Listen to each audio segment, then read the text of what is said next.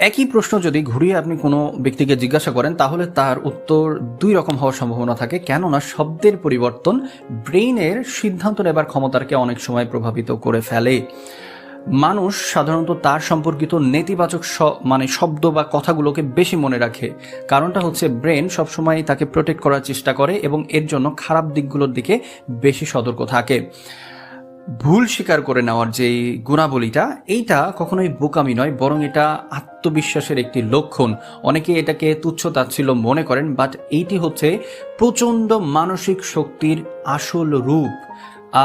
আরও একটা কথা বলা যেতে পারে, সেটা হচ্ছে অনেকে যখন দুঃখে থাকে তখন বিভিন্ন মানুষ এসে তাকে পরামর্শ দেয়, বাট সেই সময় পরামর্শ না দিয়ে শান্তভাবে তার পাশে থাকাটা বেশি জরুরি, আর এই কাজটা সকলে করতে পারে না। আপনি বারবার যখন মিথ্যা কথা বলবেন তখন দেখবেন মিথ্যের উপর মিথ্যে, মিথ্যের উপর মিথ্যে, এরকমভাবে এগোতে থাকবেন, যার ফলে আপনার সম্পর্কে ফাটল ধরবে। আপনি যদি দীর্ঘস্থায়ী সম্পর্ক চান তাহলে আপনাকে অবশ্যই সত্য কথা বলতে হবে, স্বীকার করে নেবার মন মানসিকতা রাখতে হবে।